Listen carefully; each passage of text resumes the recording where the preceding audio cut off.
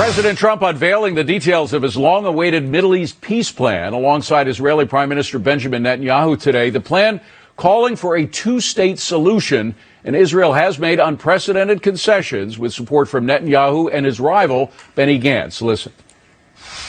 This is the first time Israel has authorized the release of a conceptual map illustrating the territorial compromises it's willing to make for the cause of peace, and they've gone a long way. I believe your peace plan strikes the right balance where other plans have failed. I've agreed to negotiate peace with the Palestinians. The President's peace plan is a significant and historic milestone. But not everyone is on board, as Palestinian leaders already are rejecting the deal outright.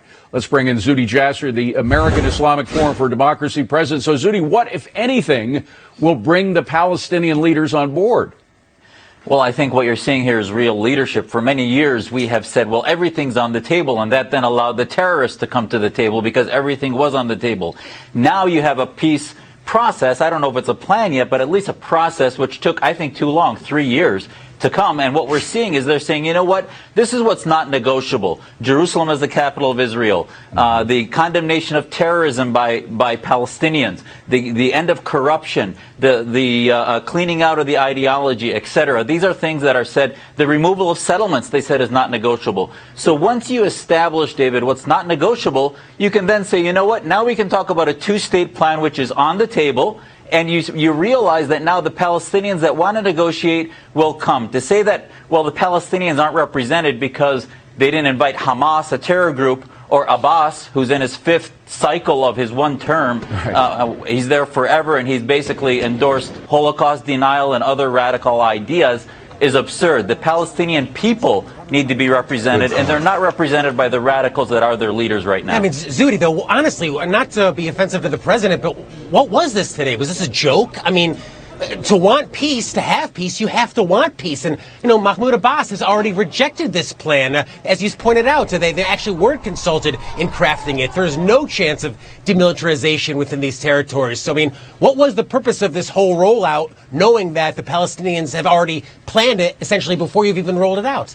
But, Jonathan, you're letting the narrative of Hamas and Abbas, the most radical militants there, guide how we plan our policy. We shouldn't let their narrative guide it. Just like the Iranian people should not be guided based on their regime. Do they want peace? I mean, Zuhdi, so do the Palestinian people want peace, Zuhdi?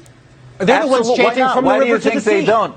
Why do you think they're driven by simply the most militant, which is 15 to 20%? Yes, that's a huge percent, but 80% don't want to live in violence. They're not the ones that are rioting. They're the ones, if you look at the Arabs and the Palestinians living in Israel, they're happier living there than in the West Bank or Gaza. So the ones that are living in Gaza need to start to have an Arab awakening, an Arab spring against Hamas, like you're seeing in Iran, like you saw in a lot of the Middle Eastern countries. And putting a plan on the table and saying this is what the goal needs to be will finally move the wheel forward rather than the stagnation we've seen over the last 30, 50 years. Well, I think you're exactly right about that, and this is a long time in coming. We waited for, 40 or 50 years for this kind of agreement. And look, Jonathan may be right that the Palestinians have no intent in following it. But, Donald Trump, having worked with him, is a master negotiator. And I wonder how much credit do you think Trump himself gets for sealing this deal, if it is sealed?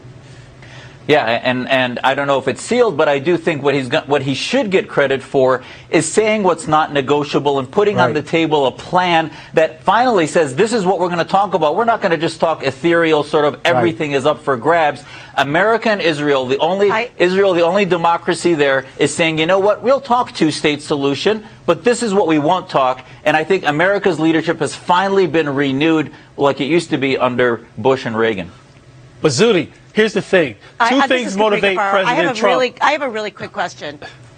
But two things motivate President Trump, right? Telling him that he cannot do something, or telling him that it's impossible, right? So he is committed to this. However, when you look, if the Palestinians actually come on board anytime between now up to the election, right? And God forbid, if President Trump is not reelected, is this deal in jeopardy?